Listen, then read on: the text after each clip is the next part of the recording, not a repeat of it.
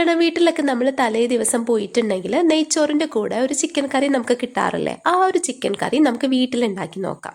അതിന് വേണ്ടിയിട്ട് ഒരു ഇരുമ്പ് ചട്ടിയിൽ കുറച്ച് വെളിച്ചെണ്ണ ഒഴിച്ചിട്ട് നമുക്ക് കുറച്ച് വലിയ ഉള്ളി ഉപ്പിട്ടിട്ട് നമുക്ക് നന്നായിട്ട് വഴറ്റി കൊടുക്കണം.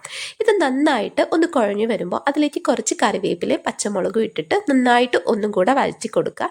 ഇനി ഇതൊന്ന് വഴണ്ട് വരുമ്പോൾ നമുക്കതിലേക്ക് പെരിഞ്ജീരകം ഇട്ട് ചതച്ചിട്ടുള്ള ഇഞ്ചിയും വെളുത്തുള്ളി ഇട്ട് കൊടുത്ത് നന്നായിട്ടൊന്ന് വഴറ്റി കൊടുക്കുക. ഇനി ഇതിലേക്ക് നമുക്ക് ഗരം മസാല, ചിക്കൻ മസാല, മുളക് പൊടി, മഞ്ഞൾപ്പൊടി ഇവ ഇട്ട് കൊടുത്ത് വഴറ്റിയിട്ട് ഇതിൽ നമുക്ക് കുറച്ച് തക്കാളി ഇട്ട് കൊടുക്കുക. ഈ തക്കാളിയുടെ പച്ചമണം മാറുമ്പോൾ അതിൽ കുറച്ച് വെള്ളം ഒഴിച്ചിട്ട് മാറ്റി വയ്ക്കുക.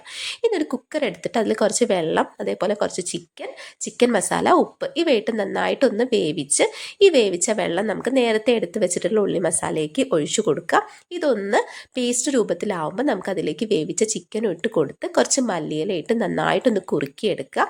നമ്മുടെ അടിപൊളി സ്പൈസി ആയിട്ടുള്ള ടേസ്റ്റി ആയിട്ടുള്ള ചിക്കൻ കറി റെഡി ആയിട്ടുണ്ട്.